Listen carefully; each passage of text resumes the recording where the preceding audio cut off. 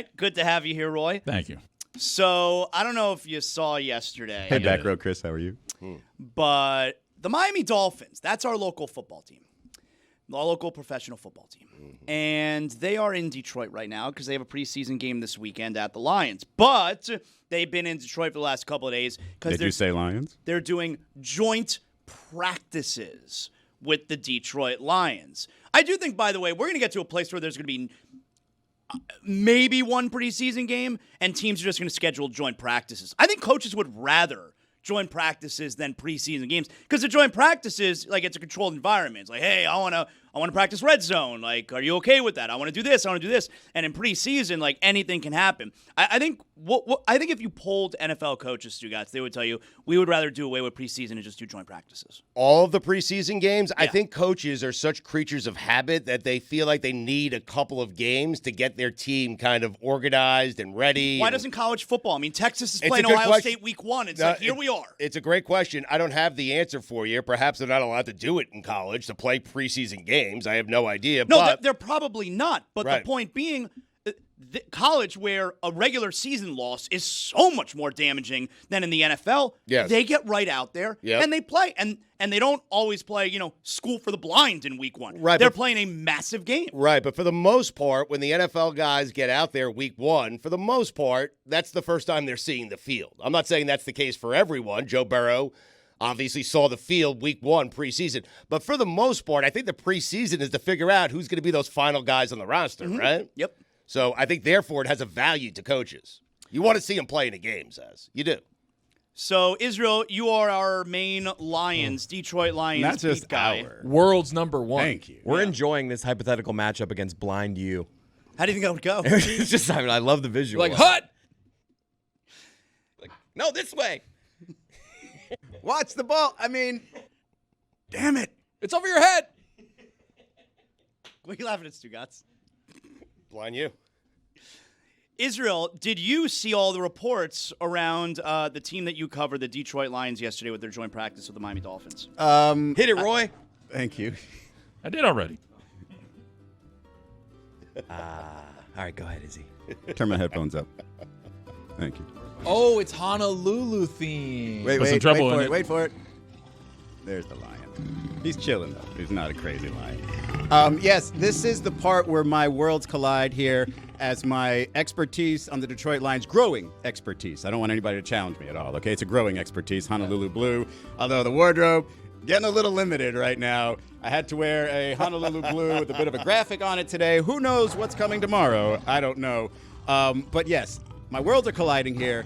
The reason I got on this Detroit Lions beat was because my Dolphins fandom had just fallen off of a cliff because they're regularly mediocre, and this season gave me no hope.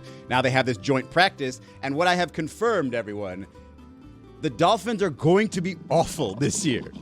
Just terrible. The Detroit Lions went into this joint practice saying, we don't know what our problem is. Our offense sucks. Our defense is pretty good, but our offense is terrible. We need something to make us feel better about ourselves. And they got it because the Dolphins came into town, and granted, Tyreek Hill wasn't there or didn't play. Jalen Waddle was limited. They didn't have the right tackle, but they got eaten alive to a point where the Detroit Lions now feel good about themselves, no longer worried about their offense. So the Detroit media who are there, they're getting their first look, obviously, at the Dolphins so far this season, Stugotz. And you should see some of these tweets that were coming out of that practice yesterday from what I assume is Lions media, okay? I mean, all right, so take, for instance, this one. This is Nick Baumgartner. I don't know that fool, but he covers, the Lions, all right? Lions just out everythinged the Dolphins for 2 hours That's out never here. good. As lopsided a joint NFL practice as I've ever seen. I can give you more details. Congratulations to the Lions for winning practice. I mean, who cares? They didn't just win practice. They won by 70 points. Here's some more details. Safety Brian Branch. You ever heard of Brian Branch? I don't know that fool. He forced incompletions on all 3 repetitions he took during one-on-one drills, locking up Taj Washington twice. There goes the Taj Washington hope. And also bumping Eric Ezukanma? Yeah, Ezukanma? receiver. Off his Ezukanma, route. yeah. In the first 7-on-7 period, the Lions foiled 5 straight plays. 5 straight. Okay?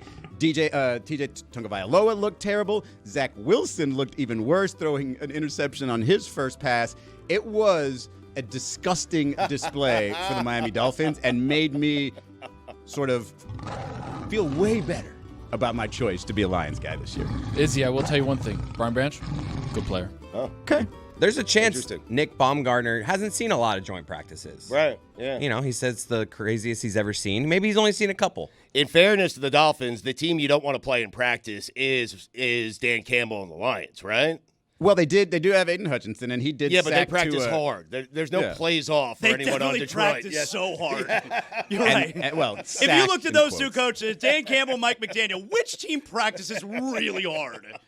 It's a fair observation. Isn't that the problem with the Dolphins? Like, Well, they're considered to be soft, I so you think would you're want right. in these joint practices to show that you're not soft. Well, you and they're had doing one of the opposite. players from the Lions, a defensive tackle, I forget his name, and he said, "I don't think they practice the way we do." Like that's what he said after. Yes. All right. Let me. No one does. I mean. Let me read you a few more of these tweets from again Detroit media, who's there seeing the Dolphins. All right. This is Colton Pouncey. Now I don't know that fool, but he's there in Detroit. That was the most lopsided joint practice. It's not the same tweet. That was the most lopsided joint practice I've ever seen. Lions dominated both sides.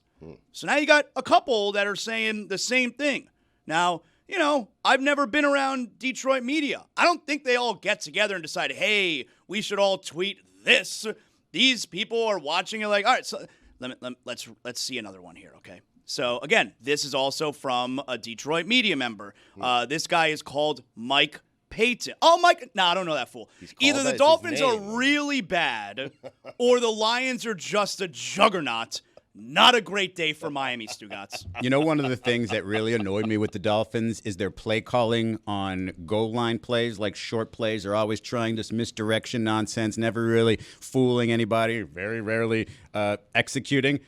Here's over an 8-play stretch during a red zone situational period. The Dolphins' first team gained little traction despite trying to sow confusion with misdirection tactics. Several runs went for minimal gains. So basically trying the same shit and not being tough again. You don't want to show them too much, Izzy. I mean, it's preseason, it's practice, you know? I mean, If you weren't trying to show him too much, you would run that bitch right up the middle instead of all this nonsense. He's right about that. He is right about that. Let me read you one more here. All right. So, again, this is from Colton Pouncey. Now, the only reason I know Back this to guy Pouncey, huh? is because Right. I already saw a tweet from him. Right. Otherwise, I don't know that fool. Right. Dolphins offense just ran 16 or so plays in the red zone versus the Lions. Didn't score until the final play between second units. Miami's first team offense didn't score in the 7 to 8 plays versus Detroit's first team defense. It was ugly. Lions D is having a day. I mean, was it 7 or 8 plays? Seriously. I mean, geez, are you watching this you're practice there, or not? right? Including the punts. How do you not know?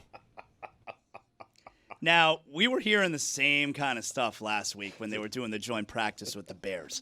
And I understand, like, Mike McDaniel after the practice, like, Detroit players are saying they don't think that you guys know how to practice. They don't practice the same way. And Mike McDaniel chalks it up to the whole, there's a lot of noise, and that's all it is. It's just noise around us. But, man, like, we're going into a season. You got these two joint practices where it seems like the other team kind of thinks you're a joke. You got Jalen Ramsey out there talking about no one respects the head coach. The major buzzword around the Dolphins right now is culture. And, of course, and by the way, you got the Tyreek Hill situation.